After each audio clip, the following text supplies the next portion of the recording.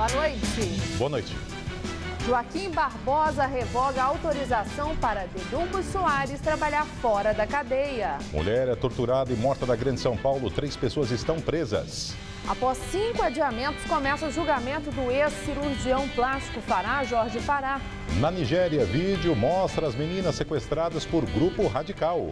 Inaugurado novo terminal de Cumbica, mas passageiros apontam falhas. Com novos estádios na capital, moradores vivem expectativas sobre o futuro do Pacaembu.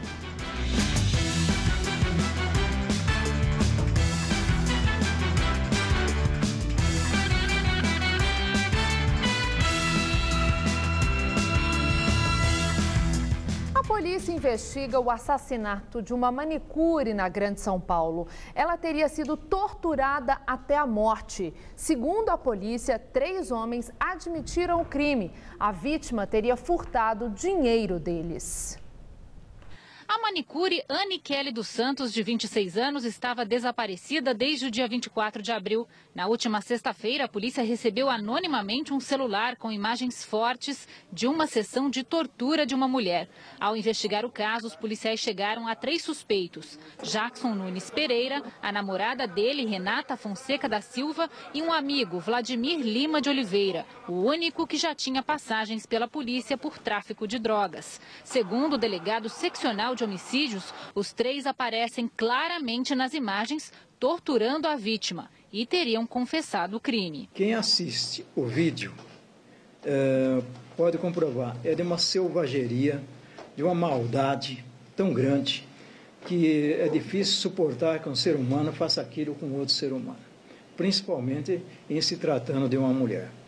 A motivação da morte seria uma vingança. Segundo o depoimento de Jackson Pereira, Kelly teria furtado aos poucos R$27 mil que estavam guardados na casa dele. O dinheiro era fruto de crimes como roubo de motos e carros e fraude em máquinas caça-níqueis. Quando ele descobriu o envolvimento dela no desaparecimento do dinheiro, resolveu matá-la. Os 3 também teriam enterrado a vítima em uma cova próxima à favela Açucará, em Barueri, na Grande São Paulo. O corpo foi encontrado.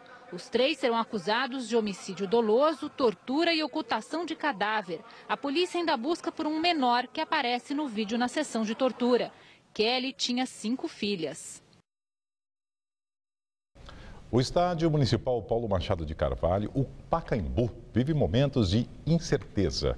Com a inauguração de novas arenas em São Paulo, o local pode ser pouco utilizado para a realização de partidas de futebol. E há 10 anos, os shows foram proibidos no estádio. O Estádio Municipal Paulo Machado de Carvalho é um dos cartões postais de São Paulo. Inaugurado em 1940, o Pacaembu foi palco de jogos marcantes da história do futebol. Muitos eternizados no museu do local. Na maioria dos eventos, eles estavam lá. Eu vim de Santos para casa do meu tio, aí ele é São Paulino, aí ele me chamou para vir assistir o jogo. Aí eu vim. Quando chegou aí, o rapaz da federação falou: ô garoto, quer ganhar um dinheirinho? Eu falei: o que é? Não, trabalho de gandula. São 37 anos trabalhando no estádio. Com mais de 100 funcionários cuidando, o resultado não poderia ser diferente. Tudo impecável. Quem cuida da piscina há 22 anos é o Sérgio. Eu vejo a satisfação dos torcedores com esse estádio, né? Inclusive no dia da despedida, até vi muitas pessoas chorando e vejo que o Pacaembu para mim é tudo. Cláudia, moradora do bairro há 60 anos, se lembra dos tempos em que nem tudo por aqui acabava em futebol. Os carros mal estacionados, o churrasquinho de gato, não tem banheiro para o pessoal que fica do lado de fora. Então, os jardins são banheiro, são lixo desse povo que está aí esperando para entrar no estádio. Há 10 anos, uma liminar da Justiça proibiu a realização de eventos como shows aqui no Pacaembu. Durante a semana, o espaço é utilizado apenas por sócios para a prática de outros esportes como a caminhada. A pergunta que fica agora é o que pode ser feito para aproveitar todo esse espaço. Com a construção da Arena Corinthians e a reforma do Palestra Itália, o receio é que o Pacaembu fique em segundo plano para os jogos e gere mais despesas do que receita para os cofres municipais. Hoje o local sobrevive, mas sem receita extra para melhorias. Uma alternativa ainda em discussão na prefeitura seria o modelo de administração por concessão. E existe um modelo de chamamento público para manifestação pública de interesse para a gente ver quem é que tem interesse em apresentar para o Pacaembu um projeto dentro dos moldes que nós estabelecermos. A discussão ainda está interna, a gente deve ter uma decisão aí logo depois da Copa do Mundo.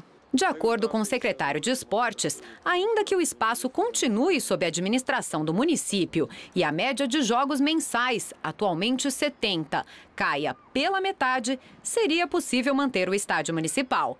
E avalia a possibilidade de sediar eventos de outras modalidades esportivas. A gente pode trazer para cá, quem sabe, uma final do Brasil Open de tênis, seria muito legal. A gente pode trazer para cá uma final da Liga de Vôlei, a gente pode trazer para cá o UFC, desde que acabe num horário interessante. A Feira da Madrugada no Brás, região central de São Paulo, abriu normalmente nesta segunda-feira. Por determinação da prefeitura, o local seria fechado temporariamente, mas isso não aconteceu porque os comerciantes conseguiram uma liminar na justiça. O governo municipal vai recorrer. O clima entre os comerciantes é de tensão.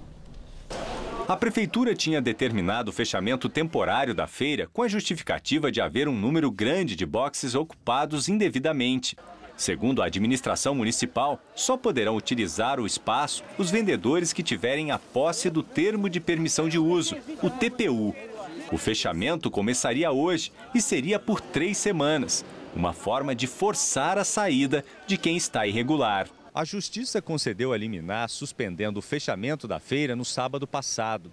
A decisão foi tomada após representantes dos comerciantes entrarem com recurso contra a medida tomada pela administração municipal. Eles acreditam que a fiscalização pode ser feita, mas com a feira em funcionamento. A liminar que saiu, que é da 5ª Vara, da Vossa Excelência Carmen Cristina, que estamos trabalhando nos boxes, que a própria prefeitura já publicou que está obedecendo os liminares dela. E essa decisão, na verdade, é uma ação popular. Dona Severina vende roupas há 9 anos na Feira da Madrugada. Ela afirma que essa situação de indecisão só traz prejuízo. Não é só os nossos empregos, é os empregos do pessoal das cidades pequenas que vem do interior para cá. Vem as excursões para cá para comprar, aquele pessoal também tem gente que trabalha para eles, né? Então eles também dependem dessa feira. Com a decisão da Justiça nas mãos, ela espera uma solução definitiva para o caso. A comerciante afirma que tem o TPU e lembra que no ano passado a feira foi fechada para reforma, por não oferecer condições de segurança. A obra, que seria feita em 60 dias, durou 10 meses. Todo mundo aqui ficou, sinceramente, numa pendura terrível, porque ninguém tem condições de viver disso daqui, com isso aqui fechado. Os consumidores, que muitas vezes chegam de longe da capital paulista para fazer as compras, também estão preocupados. A Adriana veio de Sergipe para conhecer o famoso Centro de Comércio Popular do Brás, na região central de São Paulo. Temia encontrar os boxes fechados. Tem que chegar num acordo para resolver essa situação, só não pode acabar com a feirinha, né? Porque senão vai acabar também com a gente. A Prefeitura de São Paulo informou hoje que irá conceder mais 1.200 termos de permissão de uso, os chamados TPUs, para que os ambulantes que atuam em outras regiões da cidade possam trabalhar na Feira da Madrugada. As inscrições serão feitas pela Subprefeitura da Moca. Pelo menos 10% das vagas serão concedidas a ambulantes que já possuem TPU e que sejam portadores de deficiência física. Outros 10% serão para ambulantes idosos. Os 80% restantes, que equivale a 950 vagas, serão concedidas a ambulantes que atuam em vias públicas. Funcionários da aviação VIP bloqueiam avenidas durante greve na zona sul de São Paulo. Além de não deixarem a garagem com cerca de 200 ônibus que atendem 19 linhas da região e 200 mil passageiros por dia, os grevistas interromperam importantes avenidas com os coletivos, entre elas a Guarapiranga e Atlântica, nos dois sentidos, prejudicando a circulação de veículos. Os motoristas e cobradores cruzaram os braços por reajuste salarial e outras questões trabalhistas. O Plano Paese foi acionado para atender 7 7 linhas da região. Mas por volta das 9h30, os trabalhadores encerraram a paralisação. Para impedir contratempos em viagens, agências de turismo investem na contratação de um profissional qualificado. É o personal travel, que muitas vezes acompanha o cliente na viagem. Você já teve algum problema na hora de viajar? Nós fomos para Paris, a gente perdeu o avião. A gente foi num hotelzinho no centro da cidade lá, que o pessoal fica hospedado mesmo, e eu achei que aí valeu. Eu acho que esse foi um grande imprevisto, mas na hora estressou muito, até choramos. E que tal um profissional para planejar, acompanhar sua viagem, prestar atendimento personalizado e resolver esses imprevistos? Foi isso que a Inês fez. Ganhou uma viagem das filhas e realizou um cruzeiro do Rio de Janeiro até a Europa com uma amiga. Durante 28 dias, conheceu vários países e voltou de avião, tudo acompanhada por um personal travel. Se dá um problema, você tem a quem recorrer. Tá? De qualquer forma, você sabe que tem alguém ali para te apoiar. Nós chegamos, a nossa reserva tinha caído, né, porque não fizemos o pagamento antecipadamente, e ele se predispôs a resolver imediatamente. Então, ele fechou outro hotel com valor inclusive abaixo do que nós tínhamos, né, no nosso pacote, e foi muito bom, ele deu uma força muito grande. Um personal travel pode até viajar com algum cliente caso ele queira, mas na maioria das vezes o mais importante não é a presença dele, e sim como a viagem foi planejada. Toda a formulação da viagem, desde a documentação necessária, visto, até tudo que o cliente pensa de fazer essa viagem, então nós organizamos. Contratamos todos os serviços, desde a parte aérea, todos os serviços locais, os ingressos para show. Regina também é personal travel.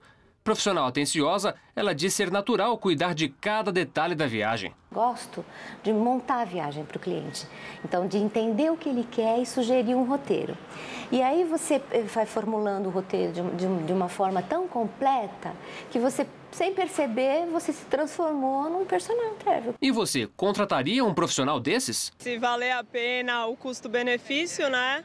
Seria legal, até para as pessoas que já têm mais idade, né? Não quer se preocupar muito com isso. Não haveria necessidade, não, porque hoje o mundo está globalizado, todo mundo se entende. E eu acho que é sempre um custo a mais que você poderia aproveitar de outra forma. Pois é, além dos custos normais da viagem, como passagem e estadia, o personal travel cobra, em média, uma diária que pode variar entre R$ 600 e R$ 1.500. Após 5 adiamentos, começou nesta segunda-feira o julgamento do ex-cirurgião plástico Fará Jorge Fará, no Fórum da Barra Funda, zona oeste de São Paulo. A previsão é de que o júri popular, composto de 5 mulheres e 2 homens, termine na quinta-feira. Hoje serão ouvidas as 8 testemunhas de acusação. Fará Jorge Fará, de 64 anos, matou e esquartejou a paciente e amante Maria do Carmo Alves, de 49 anos, em janeiro de 2003, na clínica de cirurgia plástica que tinha em Santana, zona norte de São Paulo. Partes do corpo foram encontradas pela polícia dias depois no porta-malas do carro de Fará. Ele foi preso, mas em 2007 conseguiu o direito de aguardar pelo julgamento em liberdade. No ano seguinte, foi condenado a 13 anos de prisão por assassinato e ocultação de cadáver. O julgamento foi anulado porque a defesa alegou que laudos atestavam que o ex-médico tinha compreensão parcial de seus atos no momento da ação. Presidente do STF, Joaquim Barbosa, revoga trabalho externo do ex-tesoureiro do PT, Delúbio Soares, condenado por mensalão petista. A exemplo do que já havia sido decidido na semana passada em relação a José Dirceu, Barbosa entendeu que Delúbio não pode trabalhar porque ainda não cumpriu 1/6 da pena, conforme a Lei de Execução Penal. Delúbio Soares trabalhava na sede da CUT em Brasília desde janeiro. Agora, ele só poderá pedir o benefício em dezembro deste ano. E agora vamos ao comentário de política com Bob Fernandes. Rumores sobre Serra como vice de Aécio Neves. O boato brota do entorno de José Serra. Nada como ascensão nas pesquisas de opinião para provocar um surto de amor súbito. Aécio chegou aos 20 pontos e desperta nos seus a perspectiva de uma disputa real pela presidência. Foi o que bastou para amigos de Serra se moverem. Na política, nada é impossível, mas uma chapa Aécio Serra seria árdua caminhada em busca de nexos, sem os anexos. Lembraria a banda Hanoi Hanoi e o rock sobre os amores súbitos e ligeiros dos anos 80. Em Totalmente Demais, a banda perguntava: que nexo faz? Se pesquisas mostrarem que a Aécio ganha muito com isso, pode vir a ser um nexo. PSDB com o PSDB seria a reedição em estado puro da aliança Minas-São Paulo. Nexo, se isso não ressuscitar o discurso contra a política do leite com café São Paulo-Minas. Fato importante e nada desprezível. E o gigantesco fosso pessoal que afasta Aécio de Serra e vice-versa. Ambos negarão em público, mas há episódios gravíssimos a separá-los. Aécio presidia a Câmara dos Deputados em 2001, quando foi informado por quem de direito Serra estaria espalhando boatos a seu respeito. Em 2010, Aécio cobrou prévias para a escolha do candidato do PSDB. Serra negou as prévias. Aécio descartou o serviço. Serra atribui ao entorno de Aécio o dossiê que resultou no livro A Privataria Tucana. Aécio nega. Para amigos, Serra diz o que pensa sobre Aécio e o que ele diz não é publicável. Há quem subestime Aécio, isso desde quando era secretário do avô Tancredo Neves. Subestimado, Aécio presidiu a Câmara e sem ser o candidato de Serra. Subestimado, Aécio foi governador de Minas por 2 vezes, é senador e candidato à presidência. Serra subestimou Aécio. Agora, seus amigos espalham o desejo da vice-presidência e o súbito amor. Que nexo faz? Boa noite. Hora do Voto de hoje recebe o ex-governador de São Paulo, Cláudio Lembo, do PSD. Na entrevista à jornalista Maria Lídia Flandoli, Lembo falou sobre o baixo interesse pela política, apontado nas pesquisas. Hoje não tem nada. Hoje não podemos falar em partido de esquerda e de direita? Não, é tudo igual. Não existe isso? Tudo igual. E comentou os sucessivos escândalos de corrupção e desvio de dinheiro público. Agora, o que acontece hoje é que, infelizmente, temos transparência. E a transparência, a publicidade, faz com que as coisas fiquem mais claras e um malandro, ladrão, é pego sempre com a boca na botija, o que fica muito mal. O ex-governador também comparou os episódios violentos atribuídos ao PCC em sua gestão com a onda de protestos iniciada em junho do ano passado. Eu alertei a burguesia brasileira que ia acontecer coisas trágicas. Eu fui muito criticado e muito agredido. Por tudo aquilo que eu disse em 2004, 2005, está acontecendo agora. O programa Hora do Voto vai ao ar hoje, às 11h30 da noite. Presidente da Petrobras diz que a estatal avalia reajuste da gasolina e do diesel ainda em 2014. A declaração foi dada durante videoconferência com investidores. Segundo Graça Foster, o aumento do combustível será moderado sem o repasse de movimento de curto prazo. Ela não estipulou data nem o percentual da alta, mas sinalizou que o reajuste ocorrerá ainda este ano. Segundo a presidente da companhia, a redução da defasagem em relação ao mercado internacional é fundamental para a estatal melhorar a situação financeira em 2015. Nível do sistema Cantareira volta a cair e chega à marca histórica de 8,8% de armazenamento de sua capacidade total. Essa informação foi divulgada em um relatório da Companhia de Saneamento Básico do Estado de São Paulo, a Sabesp.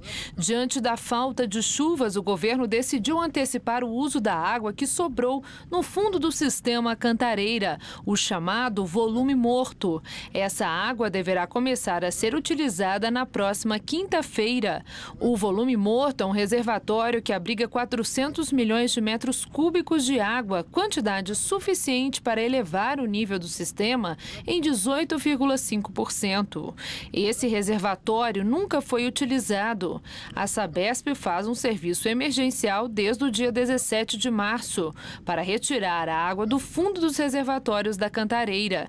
Segundo a companhia, o volume morto poderá abastecer a Grande São Paulo por 4 meses. Depois de um fim de semana de frio e chuva fraca, a segunda-feira começou ensolarada, mas ainda gelada. A máxima essa tarde não passou dos 23 graus. E olha, prepare o cobertor, porque a expectativa é que a cidade registre um novo recorde de frio nessa madrugada de apenas 11 graus. Vamos ver como fica o tempo amanhã em todo o estado de São Paulo e também no Brasil, com Mariana Armentano. O frio continua nessa madrugada em todo o centro-sul do Brasil e durante o dia as temperaturas não sobem muito. Nessa terça-feira, durante a tarde, não faz mais que 28 graus no Rio de Janeiro, 26 em Brasília, 25 em Porto Alegre e 21 em Curitiba.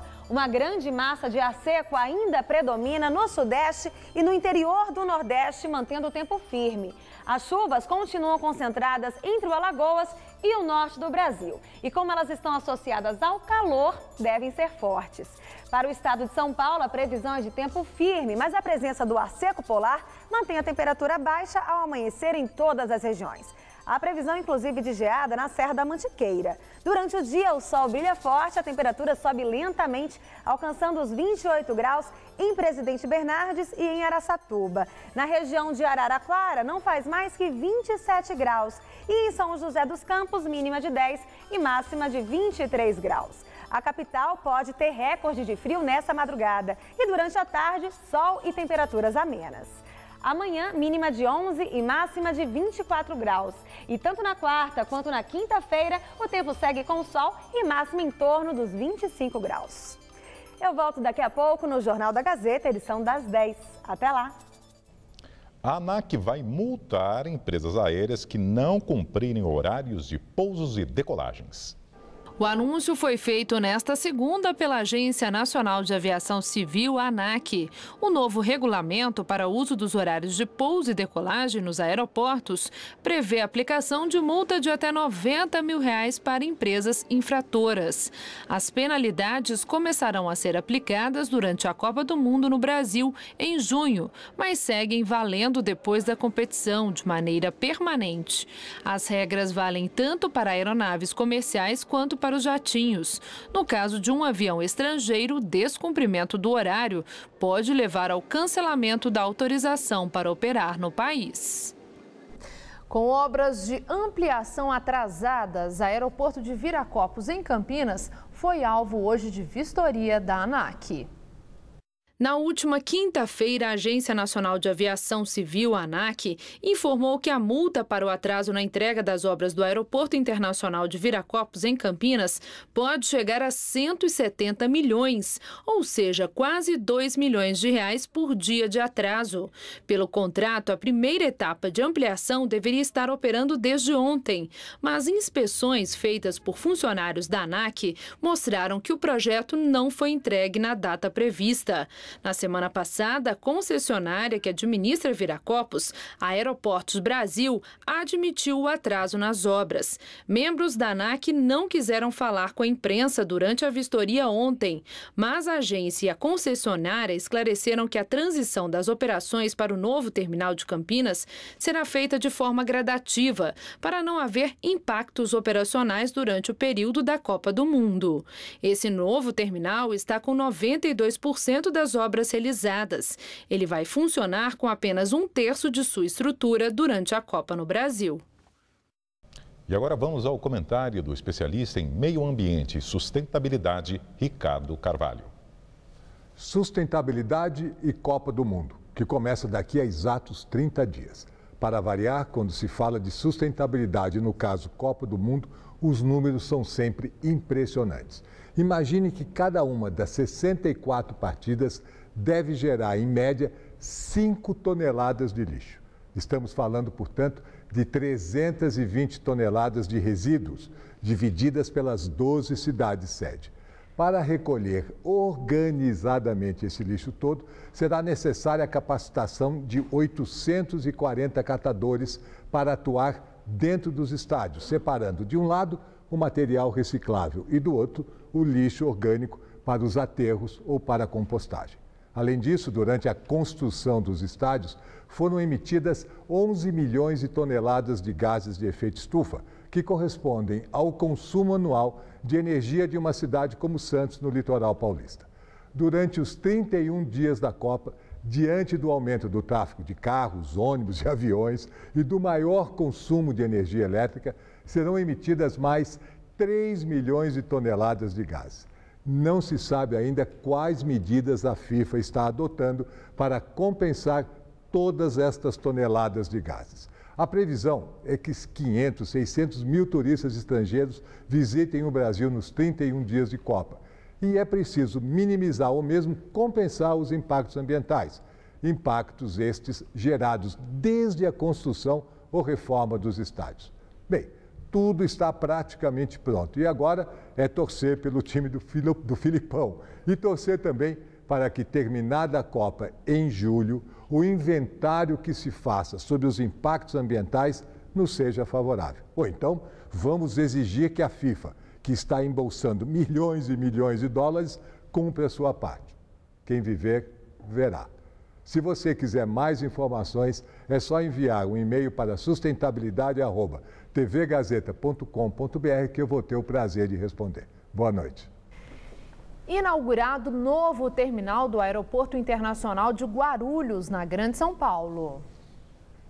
Com 192 mil metros quadrados, ele é exclusivamente internacional e vai dar ao aeroporto a possibilidade de receber mais de 12 milhões de passageiros por ano.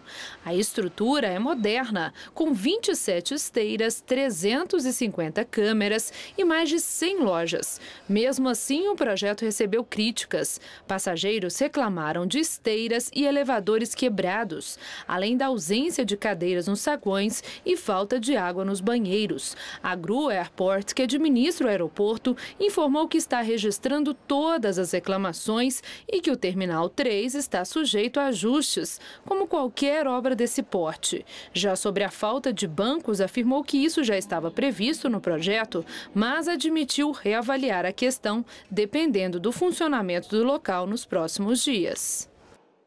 E agora as notícias do esporte com Estela Gontijo e Celso Cardoso. Campeonato Brasileiro, São Paulo e Corinthians empatam no primeiro clássico paulista do torneio. Já o Palmeiras e o Santos venceram na rodada de fim de semana. Celso Cardoso. Pois é, Estela, no caso do Santos, foi a primeira vitória do time no Brasileirão. O Palmeiras, que vinha de 2 derrotas seguidas, também se reencontrou com a vitória. O clássico aqui decepcionou. Em jogo de poucas emoções, um gol para cada lado. Em Barueri, no clássico São Paulo e Corinthians, Fagner recebeu o cruzamento de Guerreiro e abriu o placar. Corinthians 1, São Paulo 0. O tricolor empatou depois de boa jogada de Paulo Henrique Ganso. Ele achou Luiz Fabiano na área, que definiu. Final, Corinthians 1, São Paulo também 1. Em Santa Catarina, o Figueirense recebeu o Santos e Gabriel, aos 44 minutos de jogo, abriu o placar. Santos 1-0. Arouca, aos 16 do segundo tempo, ampliou. Santos 2, Figueirense 0. Mesmo placar da vitória do Palmeiras sobre o Goiás no sábado no estádio do Pacaembu. Lúcio fez 1-0. E Henrique definiu o placar. Palmeiras 2, Goiás 0. O Palmeiras está prestes para fechar com um novo técnico, Na verdade, tinha 3 nomes em mente. O Ney Franco acabou acertando com o Flamengo. O Ney Franco, que saiu do Bahia, do Vitória, melhor, e foi para o Flamengo. E aí sobraram 2 nomes, Norival Júnior e o Vanderlei Luxemburgo. O Vanderlei Luxemburgo é o nome mais próximo do Palestra Itália. Já foi campeão por lá, já teve uma passagem por lá, um técnico experiente, mas ainda não há nada de oficial, mas é um nome mais próximo. Sobre o clássico, esperava muito mais, né? Corinthians... Foi um clássico totalmente sem emoções. Poucas emoções no primeiro tempo. No segundo tempo tivemos ali um chute do Ganso, um outro do Guerreiro, e aí, no primeiro tempo melhor. No segundo tempo saíram os gols, mas muito pouco para um clássico à altura dessa tradição. E no fim de semana também foi de clássicos em outros estados do Brasil. Tivemos clássicos na Bahia, em Minas e no Rio de Janeiro. Confira os gols. Mesmo atuando com o time reserva, o Cruzeiro abriu o placar no clássico contra o Atlético Mineiro com o Marcelo Moreno aos 37 minutos do primeiro tempo. Empurrado pela torcida que lotava o estádio Independência, o Galo chegou ao empate logo aos 9 minutos da etapa complementar com o Marion, aproveitando a sobra de bola na pequena área. E a virada do time mandante aconteceu aos 25 minutos na cobrança de penalidade convertida por André. Atlético Mineiro 2, Cruzeiro 1, placar final. No clássico baiano, Vitória saiu na frente com Souza, de cabeça aos 39 minutos do primeiro tempo. O Bahia conseguiu evitar a derrota já nos acréscimos da segunda etapa com o Pará, que finalizou quase sem ângulo. E ficou nisso, 1-1 na Fonte Nova. E o Fla-Flu foi do tricolor. Aos 10 minutos da etapa inicial, Conca cobrou escanteio para Fred, de cabeça colocar o time das Laranjeiras em vantagem. 1-0 Fluminense. Aos 42 minutos do segundo tempo, em rápido contra-ataque, Conca lançou Chiquinho, que bateu cruzado e fechou a conta no Maracanã. Fluminense 2, Flamengo 0. E também no fim de semana teve festa de campeão na Inglaterra. O Manchester City conquistou o segundo título em 3 temporadas ao derrotar o West Ham em seu estádio. Torcedores dos Citizens invadiram o campo para comemorar, o que não é muito comum na Europa. Na Espanha, Barcelona e Atlético de Madrid vão brigar pelo título na próxima e última rodada do campeonato. Líder do Campeonato Espanhol, o Atlético de Madrid recebeu o Málaga no estádio Vicente Calderón e saiu perdendo. Após falha da defesa colchoneira, Samuel abriu o placar para os visitantes. Minutos mais tarde, Alderweireld usou a cabeça para deixar tudo igual. No próximo domingo, o Atlético de Madrid encara o Barcelona no Camp Nou e só precisa de um empate para ser campeão. Quem se despediu de brigar pelo título foi o Real Madrid. Sem Cristiano Ronaldo e Gareth Bale poupados, o time merengue perdeu no sábado por 2-0 para o Celta de Vigo. Os gols da partida foram marcados pelo brasileiro Charles. Campeão com antecedência da Bundesliga, o Bayern de Munique estreou um novo uniforme na última partida da temporada e venceu o Stuttgart com um gol do peruano Pizarro. O lado negativo do jogo ficou por conta da lesão de Schweinsteiger. Às vésperas da Copa do Mundo, fica a preocupação do meia ser cortado da seleção alemã, da qual é titular. A partida também ficou marcada pela festa dos bávaros ao levantar o tradicional prato de campeão alemão. Teve também banho de cerveja no técnico Pepe Guardiola. O Liverpool venceu o Newcastle por 2-1 no estádio Anfield Road. Os visitantes abriram o placar com um gol contra de Skirtle. Os Reds viraram após 2 assistências de Gerrard para os gols de Águia e Sturridge. Final Liverpool 2, Newcastle 1. O Manchester City precisava apenas de um empate contra o West Ham para ser o campeão da Premier League. Contudo, a vitória diante dos Hammers, com gol de Nazi e Company, foi melhor do que a encomenda. E assim os Citizens conquistaram o 4º título inglês da história do clube, com direito até à invasão do campo. Tricampeã italiana, a Juventus fez a última partida da temporada contra a Roma e venceu por 1-0 com esse gol de Pablo Osvaldo nos acréscimos. Quem fez feio no campeonato italiano foi o Milan. A equipe rossoneri perdeu fora de casa por 2-1 para o Atalanta. Chegou a sair na frente com um gol contra de Bellini, mas sofreu a virada após gols de Germán Gustavo cobrando pênalti e Brienza. Quem protagonizou a grande infelicidade da partida foi a torcida do Atalanta, ao atirar bananas em direção ao jogador Kevin Constant. E a Embaixada do Brasil na Alemanha foi alvo de um ataque. O caso aconteceu na madrugada de hoje. Pelo menos 10 pessoas encapuzadas atiraram pedras contra as janelas da embaixada, que fica em Berlim. Várias vidraças foram quebradas. Como o prédio tem vidros reforçados, as pedras não chegaram a atingir os escritórios. Os responsáveis pelo atentado fugiram antes da chegada da polícia. Agora, as autoridades analisam as imagens gravadas por câmeras de segurança. Jornais locais mencionaram que os atentados podem ter relação com a Copa do Mundo no Brasil. A embaixada, porém, informou que não havia, no local, nenhuma evidência de que o ataque tivesse ligação com protestos contra o torneio. Vamos aguardar a apuração, Celso. E a partir de hoje, falta exatamente um mês para a Copa do Mundo no Brasil. E com a proximidade do Mundial, as obras das arenas deixam de estar no foco principal dos organizadores. Há outras preocupações muito ainda para ajustar. Daqui a exato um mês começa a Copa do Mundo no Brasil. Turistas do mundo inteiro são esperados no país e o comitê organizador local trabalha a todo vapor. Para Sancler Milese, diretor de comunicação do COL, os estádios não são mais motivos de preocupação. No entanto, todo o empenho está voltado para as estruturas de transporte e serviços. Temos muito trabalho ainda a ser feito. Não é fácil fazer um torneio como esse em um país tão grande quanto o Brasil. O comitê organizador está 100% focado em atender às necessidades das equipes e dos torcedores que virão ao país. Estamos realizando os últimos preparativos para os turistas serem bem atendidos desde o primeiro momento que coloquem os pés no Brasil. O transporte aéreo e o terrestre são o nosso foco no momento. Tamanha preocupação dos organizadores é justificada pela falta de estrutura do país. O secretário-geral da FIFA, Jerome Valk, defende a entidade.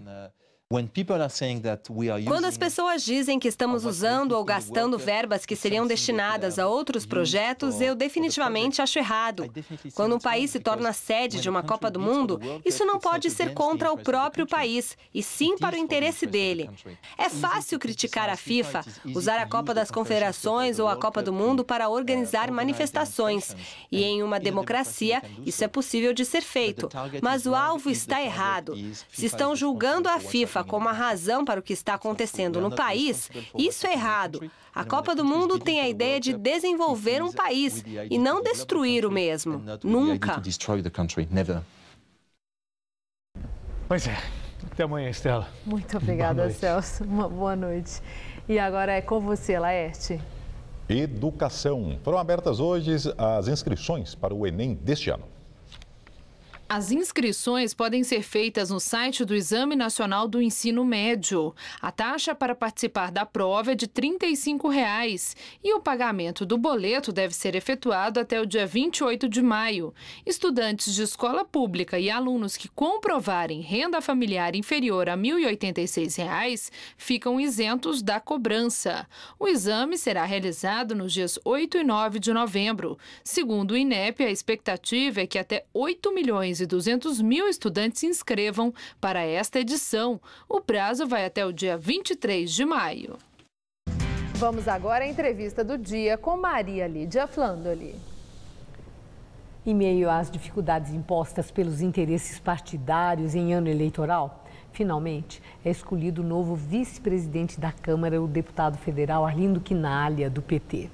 E recebemos hoje o deputado federal Vicente Paulo da Silva, do PT de São Paulo. Vicentinho, petista histórico, com destaque na militância política, sendo hoje o líder do Partido dos Trabalhadores na Câmara Federal.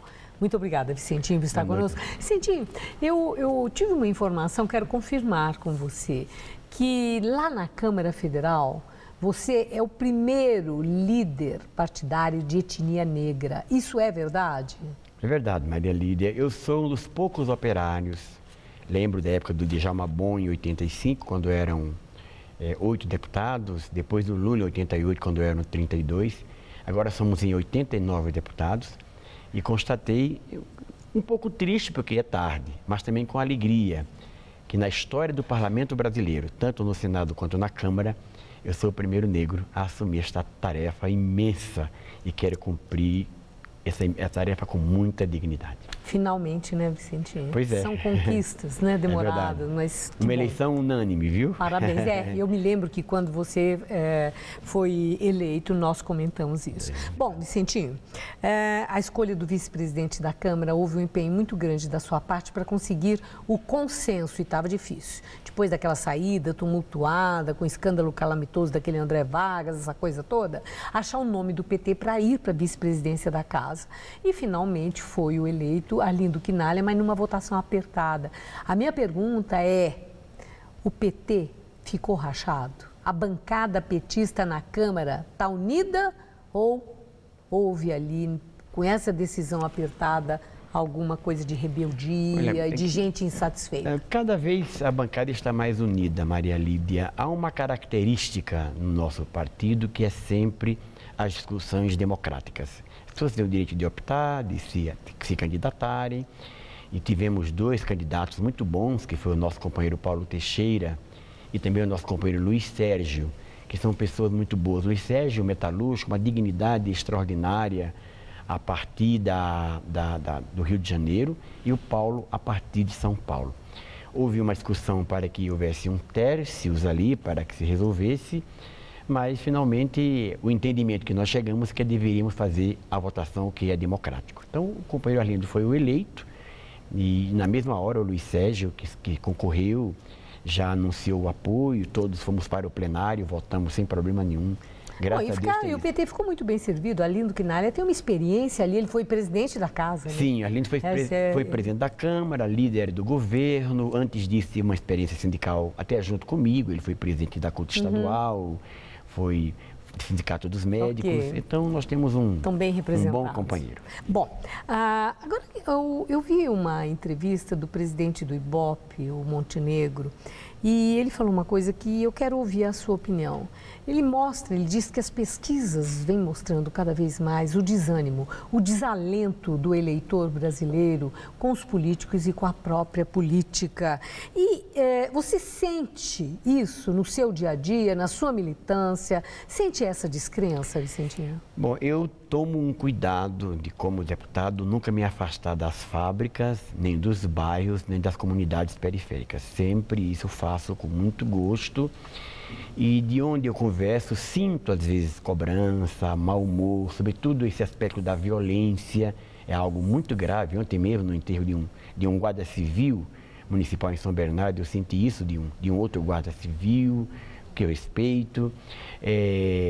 E o que eu interpreto tudo isso é que as pessoas querem mais. É natural. Né? Mesmo que nós tivéssemos tido um governo já com Lula e Dilma, que colocou 95% de empregabilidade no Brasil, tirou mais de 40 milhões de pessoas da condição de miseráveis, né? Estabilizou a economia, cresceu o país, inclusive esses 2 e pouco por cento é mais do que a maioria dos países do mundo, não é? Os aeroportos estão hoje cheios, porque os pobres agora andam de avião.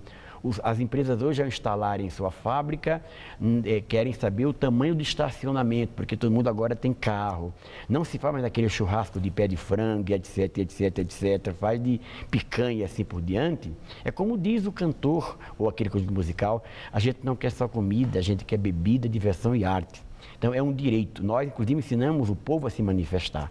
Nós devemos interpretar isso como... Mas e os protestos que mostraram a descrença no político e a rejeição? Sim, vamos primeiro também falar dessa situação de mudança no nosso país, ok? Isso tá ok. Essa agora, é uma situação de mudança, que quem morava no buraco veio para o asfalto, quem morava no asfalto colocou uma casa melhor, quem morava na favela vai melhorando, claro, não de uma vez, o Brasil estava destruído. Esses protestos são por algo mais, o que é um direito. São protestos por pessoas que, por exemplo, a juventude, ninguém aguenta mais o trânsito, Maria Lídia. Ninguém aguenta mais a violência. Não é? Ninguém aguenta, por exemplo, hoje melhorou um pouquinho, mas a falta de saúde no nosso país. Né? Por isso que o programa Mais Médicos está sendo um sucesso e, graças a Deus, está o povo falando bem. Então, nós temos que estar bem ouvido para o povo, atentos ao que o povo fala e dar as respostas que o povo exige. Tem um movimento dentro do PT que foi crescendo e ganhando visibilidade, que é o tal do Volta Lula. Nesse 14º Encontro Nacional do PT, houve um relançamento da candidatura, pré-candidatura à reeleição de Dilma Rousseff e uma declaração de que o PT está firme com a Dilma e o Lula dizendo que ele não é candidato. Quer dizer, não adianta o Volta Lula ficar falando nisso. Entretanto, tem aquela frase lá atrás do ministro Gilberto Carvalho, que Lula estava no banco de reservas. A minha pergunta é, dentro do PT, se Dilma prosseguir tendo quedas, se isso se revelar uma tendência nas pesquisas, existe um ânimo real dentro do PT de que sai Dilma e entra Lula? Um jornalista candidato? Um jornalista de um grande jornal hoje me perguntou se o Lula era a bala de prata. Eu confirmei que era, porque a Dilma é a bala de ouro. Essa que é a grande verdade. Acho que mudar a trajetória de uma mulher que tem feito um esforço danado para cuidar desse país, primeiro é um desrespeito às mulheres brasileiras. Mesmo que ela caia nas pesquisas? Segundo, que o Lula, pelo que eu conheço do Lula, ele jamais fará absolutamente nada a não ser para ajudar a nossa companheira Dilma Rousseff. Evidentemente que as eleições, elas têm surpresas. E eu acredito que as pesquisas estagnaram no aspecto da queda da Dilma. Ela vai voltar a subir, porque tem momentos, não é? E ela vai se consolidar como a primeira candidata e esperamos que chegue até a ganhar no primeiro turno. Nós não, desculpa a minha falta de humildade, mas aqui eu não coloco a possibilidade dela cair a ponto de termos que pensar em outra candidatura. Agradeço muito a sua entrevista, Vicentinho. Obrigado. Uma boa noite, muito obrigada. Obrigado, Maria Lídia. Laerte. Rebeldes de Donetsk fazem apelo para que a região seja anexada pela Rússia. Separatistas têm a esperança de que o território tenha o mesmo destino ou destino da Crimeia. Os referendos realizados ontem nas áreas de Donetsk e Luhansk apontam que a maioria da população quer a independência das regiões. E apesar do apelo dos separatistas de Donetsk, Moscou nega qualquer intenção de anexar o local. O líder rebelde do território, Denis Pushilin, já anunciou que uma das primeiras medidas a serem tomadas será a criação de um exército contra as forças ucranianas, consideradas invasoras. O domingo também foi marcado por mortes na cidade de Krasnomensk. Um vídeo amador mostra homens que supostamente seriam do exército ucraniano, atirando para o alto a fim de dispersar uma multidão que se concentrava em frente ao edifício municipal. O intuito era impedir que a população participasse do referendo.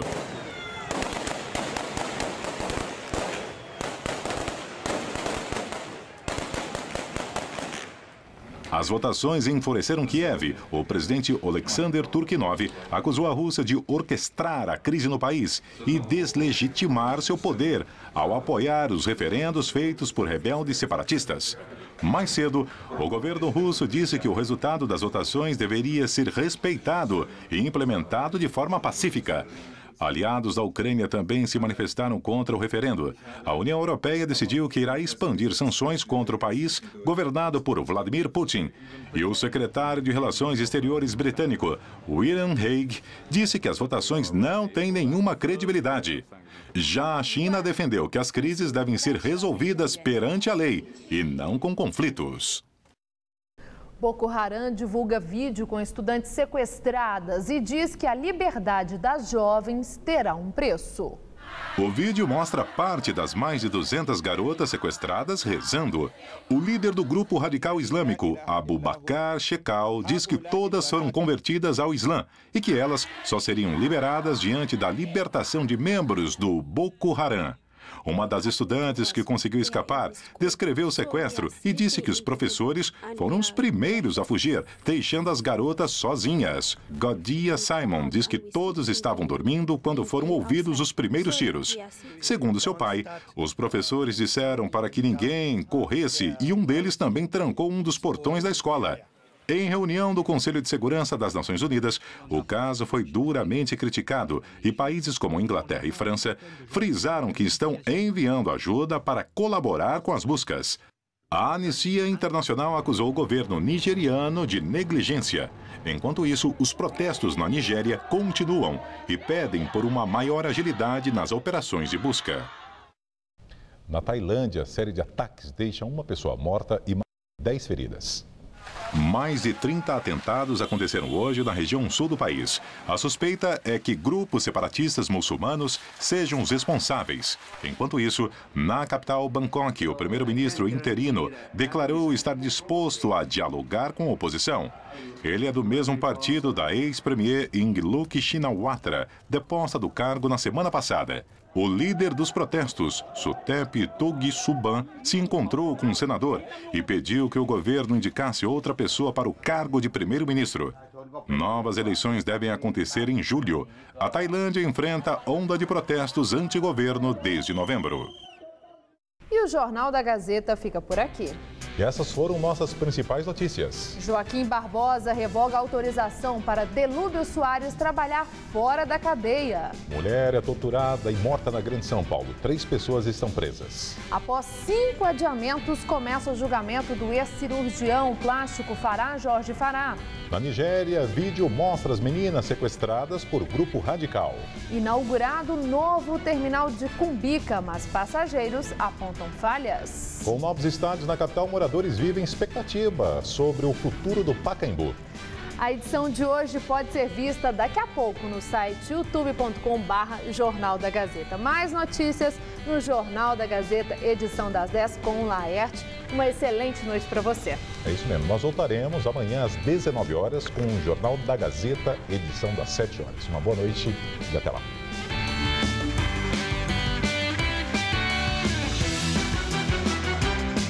Hoje, 11h30 da noite, acompanhe uma entrevista com o ex-governador de São Paulo, Cláudio Lembo, em Hora do Voto.